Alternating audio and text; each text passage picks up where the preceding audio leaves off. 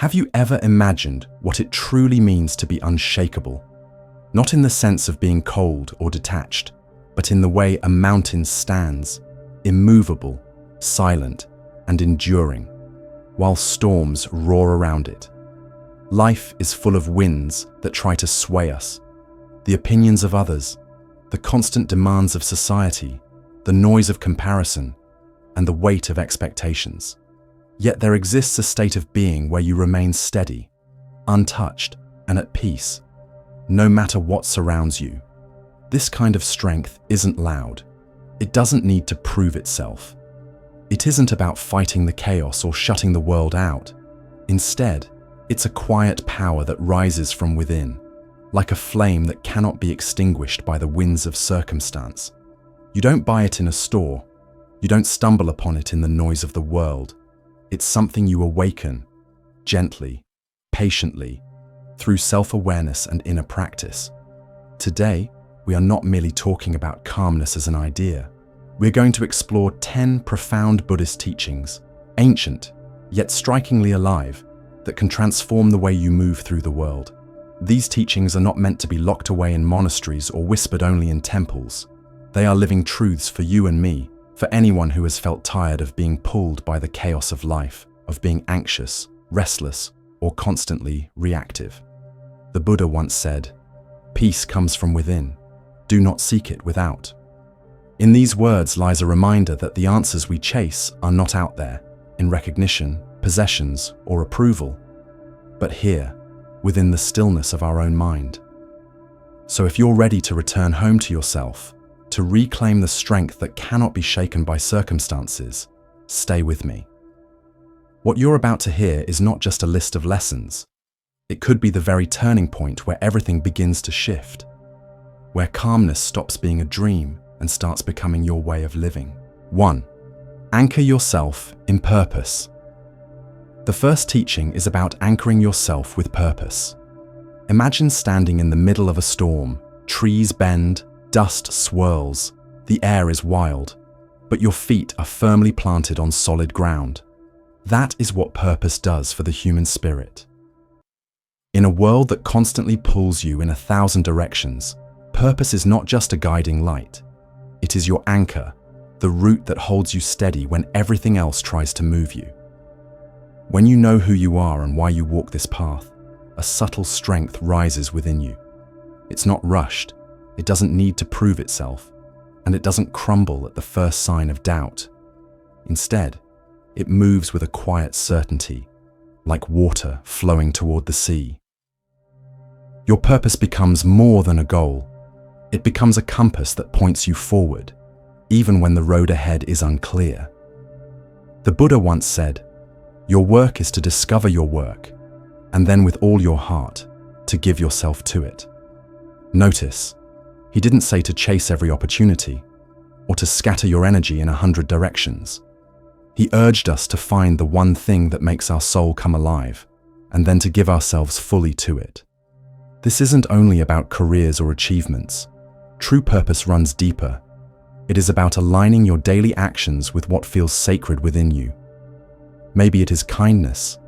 Maybe it is truth. Maybe it is the simple desire to bring a little less suffering into the world. When your life is anchored in that, you stop drifting. You stop reacting to every wave. You begin to walk steadily, even when the world around you is trembling. Each morning, before the noise of the day floods in, take a moment to return to your inner compass. Ask yourself, what do I truly value? What am I building with my days? Who am I becoming through my choices? These questions are not trivial. They are practices of the spirit. When obstacles rise, when fear whispers, when doubt clouds your vision, your purpose will hold you, like a ship tethered in the harbor, refusing to be pulled away by the storm. And so, begin each day not with haste, not with anxiety, but with clarity. Let your purpose be your fire, your anchor, and your reminder that you are not just surviving this life, you are shaping it. When you walk with that kind of clarity, the winds may blow, the world may shake, but you will remain unshaken. 2. Mastering the art of inner shielding. There is a quiet and rare strength that arises when you no longer hand over the keys of your peace to the outside world. Buddhism teaches us that suffering is not born from the event itself. It is born from the way we interpret it, the way we cling, the way we allow the storm of reaction to consume us. Most of the time, it is not life itself that breaks us. It is the stories we tell ourselves about what life should have been. A harsh word pierces not because of its sound, but because of the meaning we attach to it.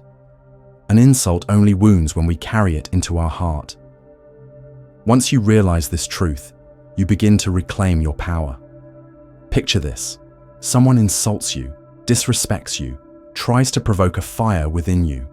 In the past, anger might have fled instantly, spilling over like boiling water. But now, you pause, you breathe, you see the moment for what it really is.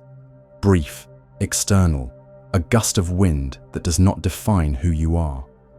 And in that pause, something extraordinary happens. You choose. You choose not to absorb it. You choose not to let it settle into your spirit. This is not weakness. It is mastery. The Buddha said, "You will not be punished for your anger. You will be punished by your anger." How true this is. Anger is a fire that burns the hand that holds it. It clouds the mind, poisons the heart, and always leaves us emptier than before. To let go of anger is not to let the other person win. It is to stop harming yourself. When you practice inner shielding, you don't become numb or indifferent. You still feel, you still care. But your responses no longer belong to impulse. They belong to wisdom. You do not take on someone else's bitterness as your own. You do not carry every careless word into your heart. Slowly, with practice, the sting of insults softens, the weight of conflict lightens, and the chaos of others no longer becomes the chaos within you. The next time anger stirs in you, try this. Pause. Watch it rise like a dark cloud moving across the sky. And then, watch it pass. You are not the cloud. You are the sky, vast, open, and untouched by the storms that drift through. Remember this truth. Your peace is sacred, and you are its guardian. The world will always have noise, judgments, and provocation, but you hold the power to decide what enters your spirit. Choose to respond, not react. Choose to protect your stillness. And in that choice, you step into a freedom most people will never taste. 3. The power of stillness over reaction. There is a rare strength in this world, one that doesn't come from physical force or clever words, but from stillness. When others throw sparks of anger, most people ignite instantly. But the one who remains calm, who refuses to react, becomes like water before fire, untouchable, unburned, and deeply free. Life will test you with misunderstandings. Someone will criticize you unfairly, twist your words, or treat you with disrespect. In those moments, you will feel the familiar surge, the tightness in your chest, the heat of anger rising, the desperate urge to defend yourself. Most of us are trained to react, to meet fire with fire. But Buddhism whispers another path, the path of restraint, the wisdom of stillness. Because here is the truth. What others say about you often has little to do with you at all. Their anger is their wound bleeding into words. Their cruelty is their suffering disguised as strength. When a person lashes out, they are not reflecting your worth. They are reflecting the storm they cannot quiet within themselves. When you see this clearly, everything changes. You stop making their words personal. You stop absorbing poison that was never yours to carry. Instead, you recognize the deeper truth. They are hurting, and their pain is speaking louder than they can. The Buddha taught, hatred does not cease by hatred, but only by love. This is the eternal rule. If we answer anger with more anger, we only feed the cycle. But if we meet it with calm or with silence, the fire loses its fuel. This does not mean you must accept injustice or remain silent when truth needs to be spoken. It means your words are chosen, not thrown. They come not from wounded pride, but from clarity. You respond not to punish, but to preserve peace. And sometimes, the wisest response is no response at all, allowing their words to fall harmlessly to the ground, never touching your heart. When you begin to live this way, something beautiful happens. Insults lose their sting, offense becomes optional, and you are no longer enslaved by the moods of others. You realize you don't have to step into every battle. You don't have to carry every wound that isn't yours. So the next time someone tries to pull you into their storm, pause, breathe. Remember, you are not here to fight every fire. You are here to remain like the mountain, like the sky, untouched by passing storms. Your power lies not in reaction, but in the stillness that cannot be disturbed. 4. When others misuse your name. There will come moments when your name travels to places you have never walked, carried on tongues that do not know your heart. It may be twisted by misunderstanding, shaded by judgment, or spoken from the bitterness of another's wound. To hear yourself misrepresented is painful. Every human being knows the sting of being unfairly spoken about. Yet Buddhism teaches us that peace is never found in controlling the voices of others. It is found in mastering the response within ourselves. When someone speaks ill of you, pause. Do not rush to defend. Do not rush to explain. Their words are not about your essence. They are reflections of their own pain, their own storms they have not yet healed. To recognize this truth is to reclaim your power. Imagine a person tossing dust into the wind. That dust cannot stain the vastness of the sky. In the same way, harsh words cannot alter the truth of who you are. They only reveal the dust within the one who throws them. The Buddha once said, "Speak or act with an impure mind, and trouble will follow you." What people spread out of bitterness will one day circle back to them. But that trouble need not ever find its way into your spirit, unless you choose to catch it. If you refuse to open your hands, their poison will never enter your heart. When you are spoken of unfairly, meet it not with retaliation, but with silence, or even compassion. Not because you agree with their judgment, but because you refuse to let their pain become your burden. Remember, you are not here to defend every distorted version of yourself that lives in another person's mind. You are here to live truthfully, to walk in integrity, to let your life itself become your defense. Stay close to your values. Be honest, be kind, be steady. Over time, those who truly know you, who witness how you love, how you carry yourself, how you act when no one is watching, will not be swayed by whispers. And those who judge without understanding were never your responsibility to begin with. There is great freedom in releasing the need to be understood by everyone. The moment your peace no longer depends on public opinion, you become untouchable in the most sacred way.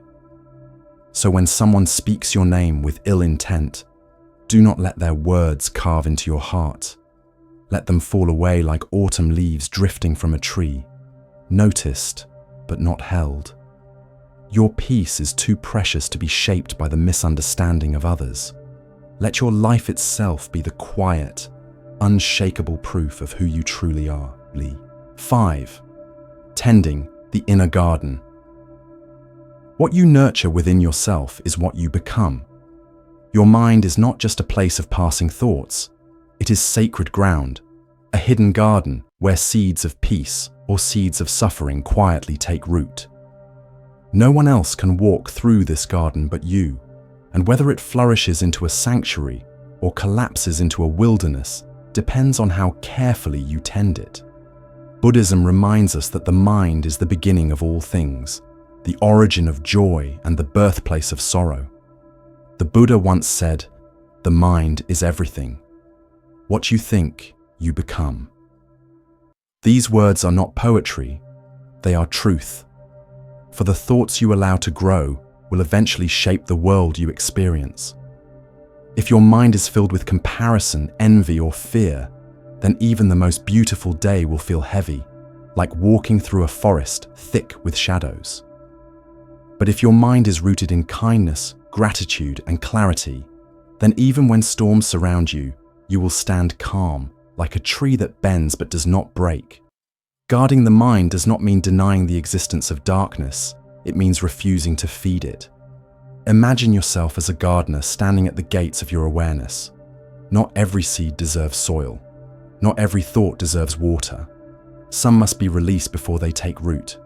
When envy knocks at your door, you do not need to invite it in. When resentment rises, you do not need to set a place for it at your table. And when shame whispers in the silence, you can let it drift away like a passing cloud, knowing you are not the storm. It is only weather, and it will move on. There will always be weeds, old hurts, judgments, and fears that surface again and again. But weeds only overtake the garden when we stop tending to it. With awareness, even weeds can be pulled gently, without anger, without shame. So begin again, as often as you need to. Each time you catch a negative thought growing wild, do not scold yourself. Simply notice it, breathe, and choose differently. Plant a thought of compassion. Nurture an intention of peace. Water the seeds of gratitude. Over time, your garden will transform, and so will you. For the mind is not just where thoughts pass. It is where your destiny is grown. 6. The quiet strength beyond fear and shame. There is a truth we often forget. Over time, peace does not come because life becomes easier. It comes because the mind becomes clearer. As your awareness deepens, you realize that calmness is not about waiting for the storms of life to end, but about learning to walk through them without being shaken. But clarity doesn't happen on its own.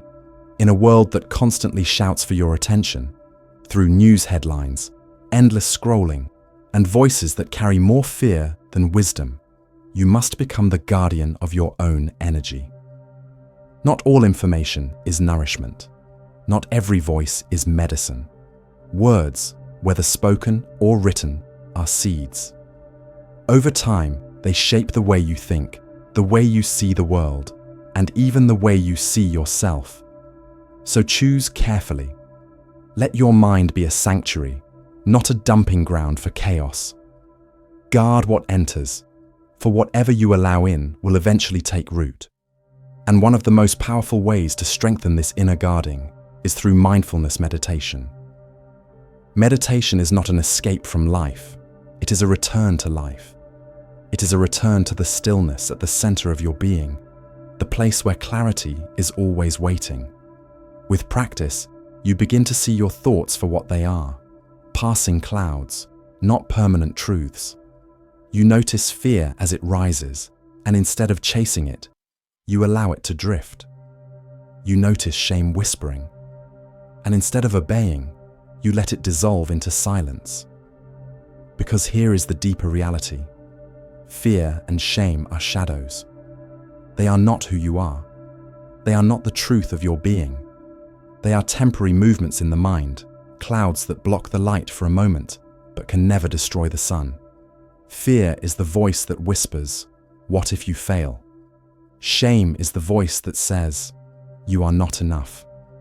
And together, they build invisible walls around the soul. They keep you from speaking your truth, from reaching toward the life that calls to you, from resting in the simple freedom of being yourself. But Buddhism does not teach us to fight these emotions as enemies. It teaches us to meet them with awareness. When fear arises, we bow to it gently and say, "I see you." When shame whispers, we recognize its presence without letting it define us. Through awareness, these shadows lose their power. They no longer grip us from behind. They stand in the open, where light begins to dissolve them. The Buddha once said, "Peace comes from within. Do not seek it without." That peace is not the absence of fear and shame. It is the recognition that you are larger than them. You are the sky in which these emotions appear, not the storm itself. So how do we move beyond them? First, by noticing when they arise. Second, by refusing to identify with them. And third, by replacing them with seeds of compassion. Every time fear tells you that you cannot, plant the thought, I am capable. Every time shame says you are not enough, plant the reminder, I am whole as I am. Over time, these seeds grow into new pathways of strength and self-trust. Remember this, fear and shame may visit you, but they do not own you. They are only guests at the door. You choose whether they stay. And when you stop building your life around shadows, you discover something profound. Peace is no longer something you chase. It becomes something you carry, quietly and unshakably, wherever you go. 7. Everyone you meet is a mirror of yourself. Every person you meet carries a lesson, a reflection, a teaching. Life is not a straight road with clear signposts. It is a winding path that moves through fields of joy, valleys of struggle, and forests of uncertainty. Along the way, countless souls cross our path. Some arrive like gentle breezes that refresh us. Others come like storms, shaking our stillness. And yet, Buddhism reveals a profound truth. Each person you meet is a mirror, showing you something about yourself that you might not have seen otherwise. This does not mean idolizing others or accepting all behavior blindly. Instead, it means learning to see with awakened eyes, to look at each encounter and ask, what is this moment trying to teach me? The people who uplift us remind us of love, kindness, and presence. But often, our greatest teachers are the ones who irritate us, the ones who awaken our anger, impatience, or pride. Why? Because they show us the edges of our ego, the places where we are still bound by reaction and expectation. When someone criticizes you, do you collapse into defensiveness or open into reflection? When someone is rude, is it their words that truly wound you, or the story you create about their words? In these questions lies the hidden teaching, not in their behavior, but in your response.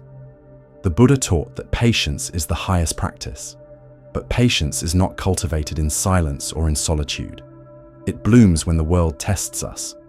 It is born in the heat of discomfort, in the moments when chaos surrounds us and we still choose not to lose ourselves. Imagine a candle in the wind. Most flames flicker and die when the storm arrives. But the flame of mindfulness does not resist the wind. It learns how to dance with it. Each person who challenges you is not an enemy, but a trainer sent to strengthen your spirit. And what about compassion? When someone wounds you with their words or actions, Buddhist wisdom reminds us, hurt people hurt people. Their anger is often their shield, their cruelty a cry from a wound they don't know how to tend. If you only see their sharpness, you miss the deeper truth of their suffering. Compassion does not mean allowing harm.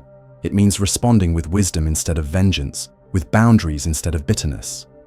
You can say no without hatred. You can walk away without closing your heart. This shift in perception transforms daily life into sacred practice. The impatient cashier, the gossiping co-worker, the driver who cuts you off, they all become mirrors. They reflect the places where your peace is still conditional, where you are still attached, where you still grasp too tightly. But the lesson is not only found in difficulty. Those who love you, who encourage you, who make you laugh, these too are mirrors. They show you what joy looks like, what kindness feels like, and what it means to be seen with gentleness. Seeing every encounter as a teaching also humbles us. It reminds us that wisdom is endless and that learning never ends. A child's laughter can teach you the beauty of wonder. A stranger's kindness can teach you trust. Even an enemy, without realizing it, can teach you how strong and compassionate you really are. When you begin to see the world this way, life itself becomes a classroom, and every person becomes a sacred mirror. And the greatest reflection of all is this: how you respond is always your true teacher. 8. Living in rhythm with nature. There is a quiet wisdom in the way a river flows, in how trees sway with the wind, in the rising and setting of the sun. The Buddha often invited his followers to observe these rhythms, not as distant spectators, but as living participants. To live in harmony with nature is to return home, not just to the forests or oceans, but to the deeper flow of existence itself. Life is cyclical, sacred, and full of movement. When we align with it, peace becomes natural, not forced. But modern life often pushes us in the opposite direction. We are told to hustle, to fight, to climb, to conquer, always against the flow, always in resistance to the present moment. We measure ourselves by speed, by productivity, by constant striving, and yet this endless chase often leaves us exhausted, restless, and disconnected. Buddhism offers a softer, wiser path. Go with life, not against it. Living in tune with nature is not weakness. It is alignment with reality itself. It is understanding that just as rivers carve new paths and seasons transform the earth, we too must learn to flow with change instead of fighting it. Nature's greatest lesson is impermanence. The leaves do not resist when autumn calls them to let go. They release with grace, returning to the soil to nourish the next cycle of growth. The moon does not complain when its light fades into darkness, because it knows it will shine again. Everything in nature embodies acceptance, not as resignation, but as wisdom. And when we follow this rhythm, we begin to release the heavy need to control, to predict, to keep everything fixed in place. We discover that peace does not come from gripping life tightly. It comes from opening our hands and letting it flow. Imagine for a moment that your life is a river. At times, the water is calm and sparkling. At other times, it rushes violently over rocks, foaming and loud. If you try to resist the current, clinging to the bank, you exhaust yourself. But if you trust the flow, even the rapids carry you forward. This is what living in rhythm with nature means. Surrender, not as defeat, but as participation in the great unfolding of life. The Buddha once taught, "If you truly love yourself, you will never harm another."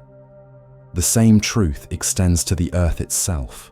Living in rhythm with nature also means recognizing that the way we treat the planet mirrors the way we treat our own hearts.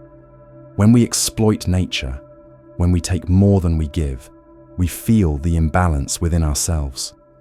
But when we move with gratitude, walking gently, taking only what we need, honoring the cycles of giving and receiving, we find harmony both within and around us. Think of the bamboo, a plant deeply admired in Asian cultures. Bamboo bends with the wind but does not break. Its strength is in its flexibility. This is the wisdom of nature, and it is also the wisdom of Buddhism. The strongest life is not the one that resists change, but the one that adapts to it with grace. So how do we live in rhythm with nature in the modern world? It begins with awareness. Notice the seasons, not just outside your window, but inside your soul. Are you in a season of growth, a season of release, a season of rest? Trust each one. Not every day is meant for building. Some are meant for stillness, reflection, and letting go. It also means slowing down. Watch the sunrise without rushing to check your phone. Step outside and feel the wind instead of rushing past it. Eat with gratitude, remembering that every meal is a gift of soil, sun, and rain. These small practices root you back into the natural rhythm that your soul has always known, but the modern world has tried to make you forget. Living this way also transforms the way we see challenges. A storm does not come to punish the earth. It comes to cleanse it. In the same way, difficulties in life are not always barriers. They are seasons of change, preparing the soil of your being for new growth. When you accept this, hardship loses its sting. You see it as part of the cycle, not the end of it. And so, living in rhythm with nature is more than appreciating beauty. It is adopting a philosophy of flow. It is trusting that just as spring follows winter, healing follows pain, clarity follows confusion, and joy returns after sorrow. Life will always rise and fall, just as the ocean's waves do. Your task is not to stop the waves, it is to learn to ride them with balance, patience, and grace.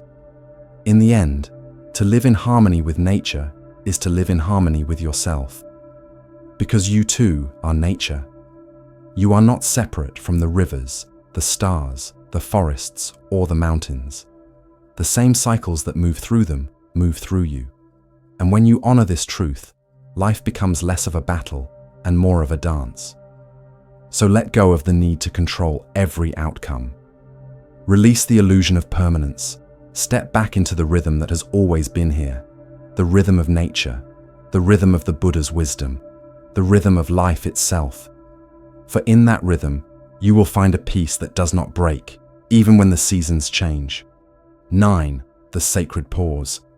There is a power that is often overlooked in a world addicted to speed, the pause. We live in a culture that glorifies quick reactions, fast decisions, and immediate answers. Someone insults us, we feel compelled to fire back. Someone challenges us, we rush to defend. But Buddhism teaches us that in the very space between stimulus and response lies the doorway to freedom. That space, that breath, that sacred pause, this is where transformation begins. Think about it. When a critic appears, when someone triggers you, what do you usually do? Most people either lash out, withdraw, or carry the wound like a hidden stone in their chest. But what if, instead, you paused? What if you observed the wave of emotion without immediately riding it? In that stillness, awareness blooms. You begin to see the truth of the moment, not just who they are, but more importantly, who you are. What thought has been activated? What insecurity has been touched? What belief is being tested? This awareness is gold. It is the alchemy of Buddhist practice, transforming pain into presence, annoyance into awareness, insult into insight. The Buddha once said, "In the end, these things matter most. How well did you love? How fully did you live? How deeply did you let go?" Each encounter, even the most uncomfortable, is an invitation to practice these three truths. The critic teaches you to love more deeply, not by loving their behavior, but by refusing to let bitterness consume your heart.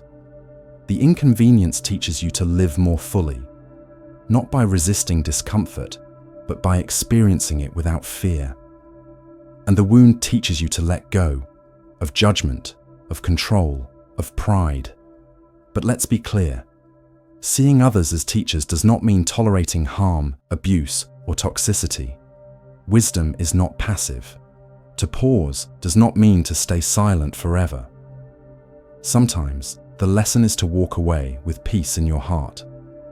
Sometimes the sacred pause reveals that compassion requires distance, that love can exist without proximity. Buddhism is not about enduring unnecessary suffering. It is about transforming suffering into clarity. Consider a river winding its way through mountains. When it meets a rock, it doesn't argue or push endlessly against it. It pauses, gathers itself, and then flows around. This is the essence of the sacred pause. Not resistance, not avoidance, but flowing with wisdom. Nothing is wasted. Even obstacles become part of the river's journey. In daily life, the sacred pause can be as simple as one conscious breath. Before responding to criticism, breathe. Before sending that angry message, breathe. Before letting someone's words define your worth, breathe. This act seems small, but within it lies immense power. That single breath interrupts the cycle of reactivity. It reminds you that you are not your anger, not your fear, not your shame. You are the awareness that sees them. Imagine being at work and a colleague speaks harshly to you.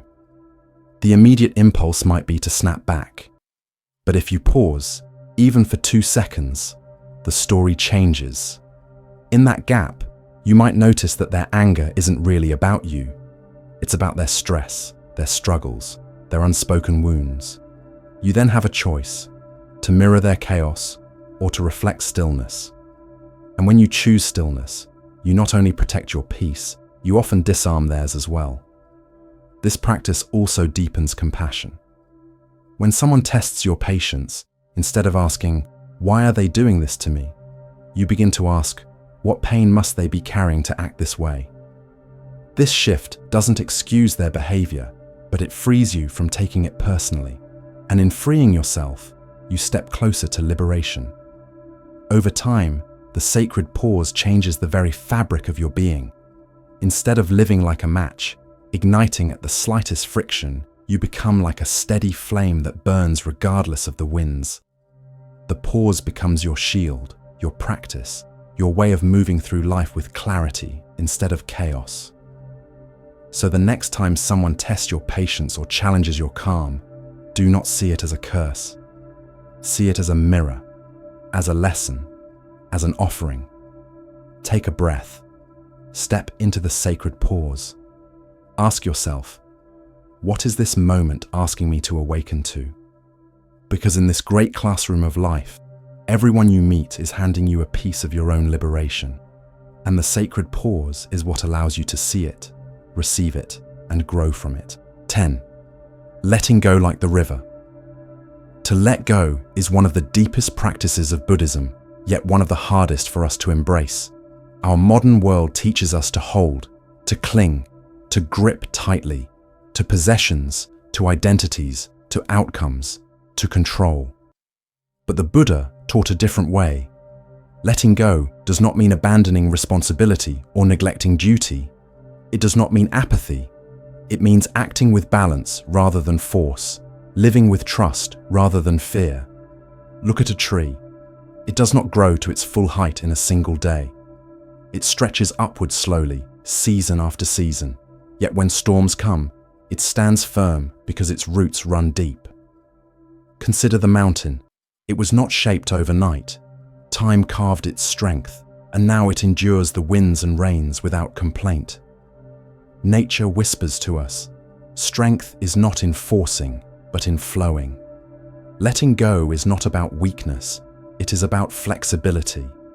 Like the bamboo that bends gracefully with the wind instead of snapping under its weight, we too must learn to bend when life asks us to. To let go is to stop resisting what is already here. It is to remain grounded in our values, yet open in how we respond. There is quiet power in knowing your limits, not as flaws, but as sacred boundaries. Modern life, however, often demands more than we can give. More time, more achievements, more growth, more accumulation. But Buddhism gently reminds us, endless striving is not progress, it is exhaustion. Pushing too hard is not a sign of strength, it is the road to burnout. To live wisely is to recognize when enough is enough. Letting go also means honoring the natural rhythm of your body, mind, and spirit. Just as seasons move in cycles of growth and rest, you too must respect your inner seasons. There are times to act and times to rest, times to build and times to release, times to hold on and times to let go. When you rush through these cycles, you uproot yourself from the very harmony life is offering. The Buddha once shared that true happiness is not found in having more, but in being content. Simplicity is not emptiness, it is clarity. It is the lightness that comes from fewer distractions, fewer burdens, and deeper presence. When you carry less, you walk more freely.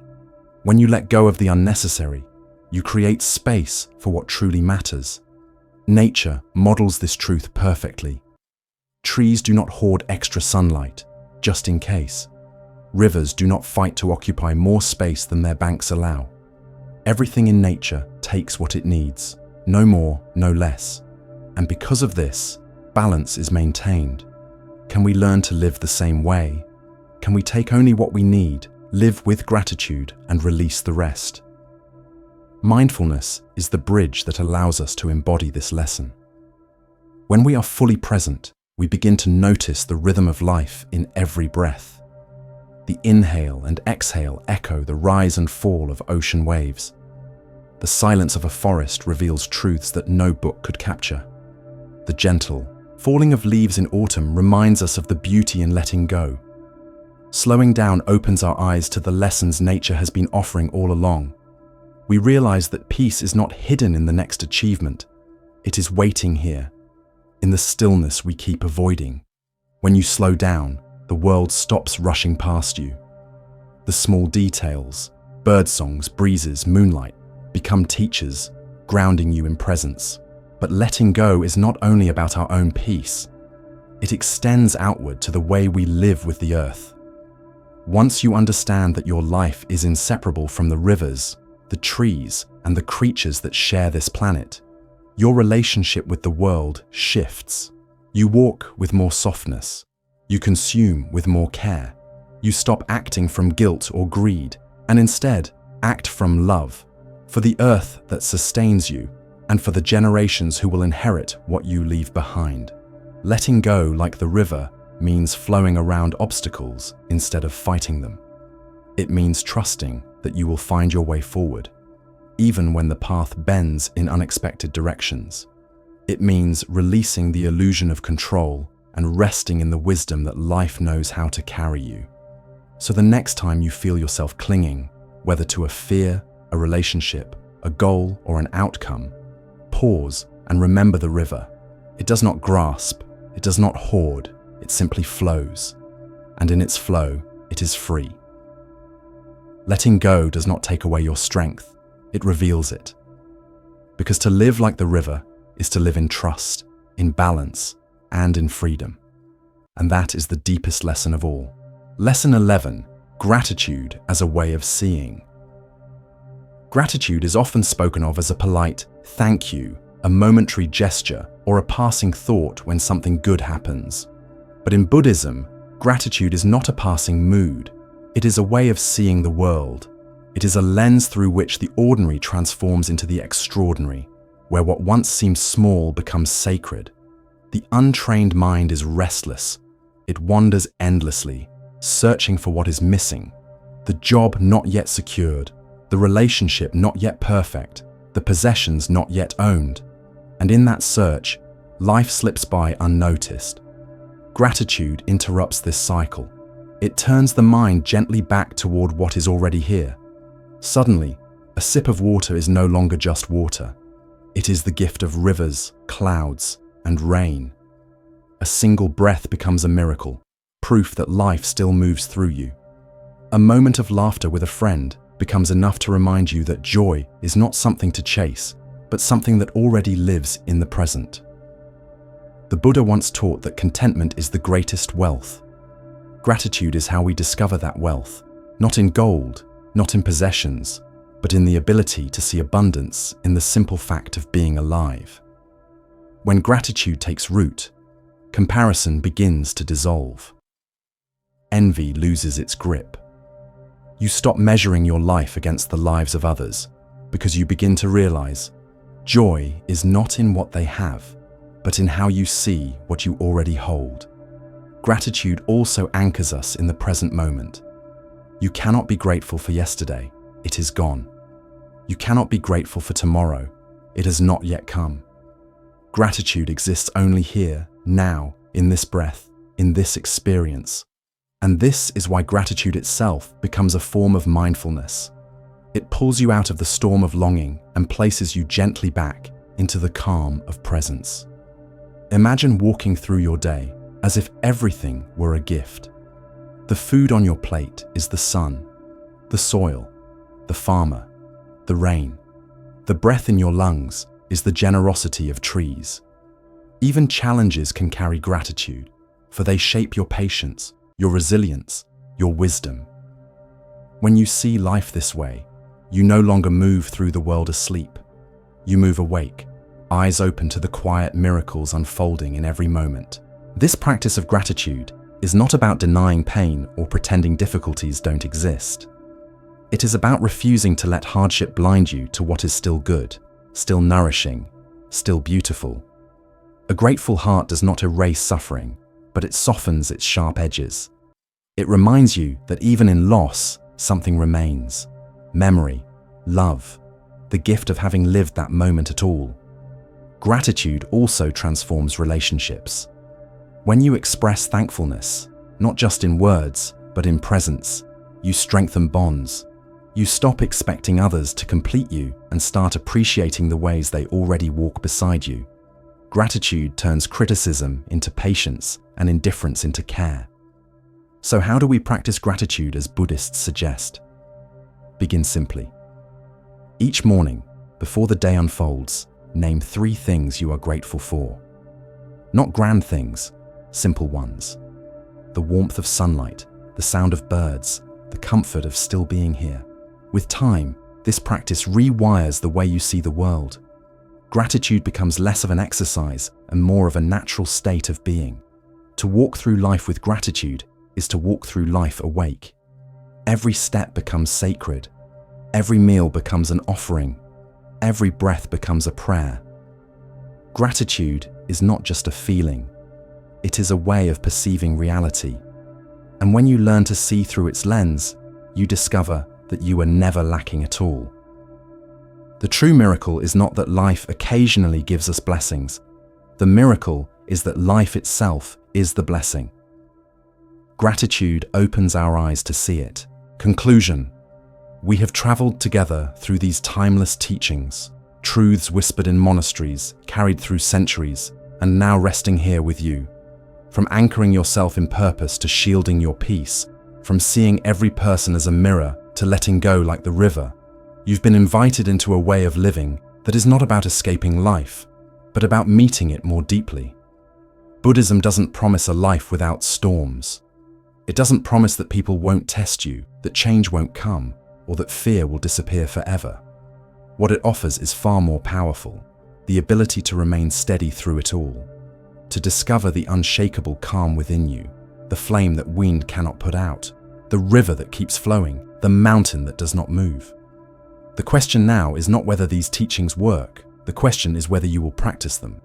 Will you take a moment tomorrow morning to pause and reconnect with your purpose? Will you choose silence over reaction when someone tests your patience? Will you remember to treat your mind like a sacred garden, choosing carefully what thoughts you allow to grow? These teachings are not just words to hear. They are seeds.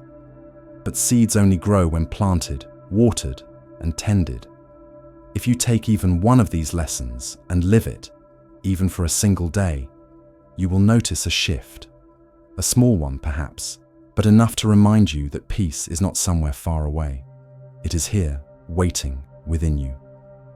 And so, as we close, I'll leave you with this. Do not rush to change your whole life overnight.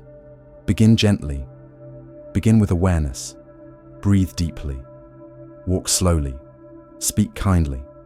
And remember, every step, every thought, every choice is a chance to return home to yourself.